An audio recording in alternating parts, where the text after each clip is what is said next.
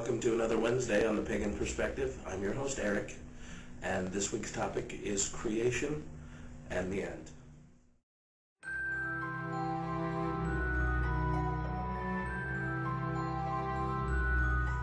Now, the creation myth in the Norse pantheon doesn't really explain, from all of my research, anything about the creation of the universe. They do talk about a void of the universe called Ginnung Gap. It is a dark place where several planets have already existed before the creation of the Earth, and the creation of the Earth came from a celestial movement of two planets. Now, the two planets are Niflheim and Muspelheim. Niflheim is a planet of ice. Muspelheim is a planet of fire, magma and volcanoes and very hot stuff.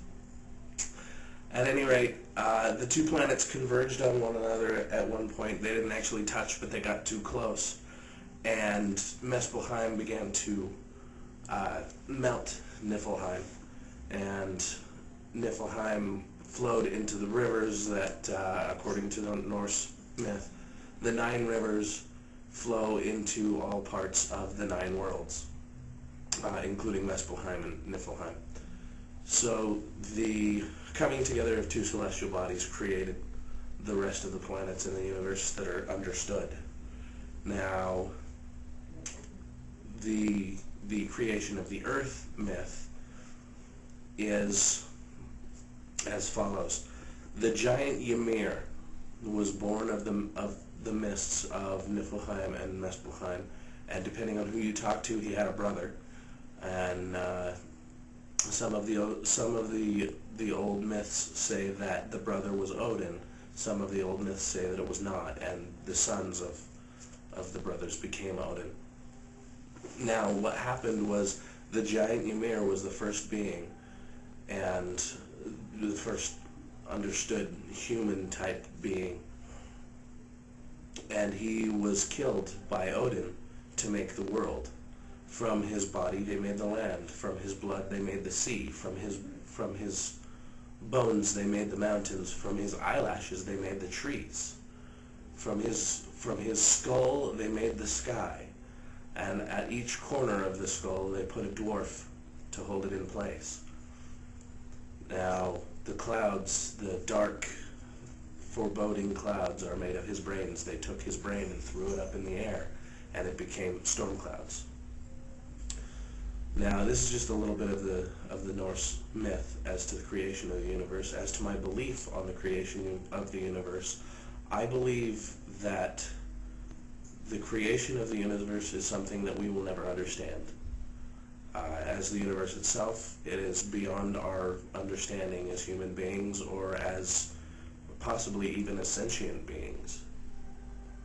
I believe that it has always been around and it will always be around, not necessarily in the understanding or in the way that we understand it to exist, but it's akin to the idea of our possible ruining of the earth. We cannot destroy the earth. For any creature to think that they can destroy the earth is far, far beyond our actual capability. We may be able to ruin the earth for our existence and for existence as we know it on this planet. However, the earth has been here far longer than any life has existed on it, and will continue to exist as a mass in the universe, for lack of a better term. I believe that it will exist far beyond life as we know it on this planet. Now, some of you might be wondering what I think about Ragnarok, and that is the Norse end of times myth. I think it's a Christian invention, and I may be offending people by saying that, but the Norse Odinic belief is that at Ragnarok, the sons of Loki and the wee beasties and the nasties of the pantheon will rise up and destroy the better half. I think that's more of a metaphorical thing, and that's happened hundreds of times over with the fall and the rebirth of religions as they are. I feel that that's something that is metaphorical, and it has happened several times before. But I think the idea in general, the way it's portrayed, is it has too many Christian connotations. And I'd love to explain more of those in detail, but I don't have a whole lot of time with these videos. Feel free to leave comments, post any questions you have. Video responses are more than welcome. And I hope you enjoyed this video, and until next time, Odin be with you.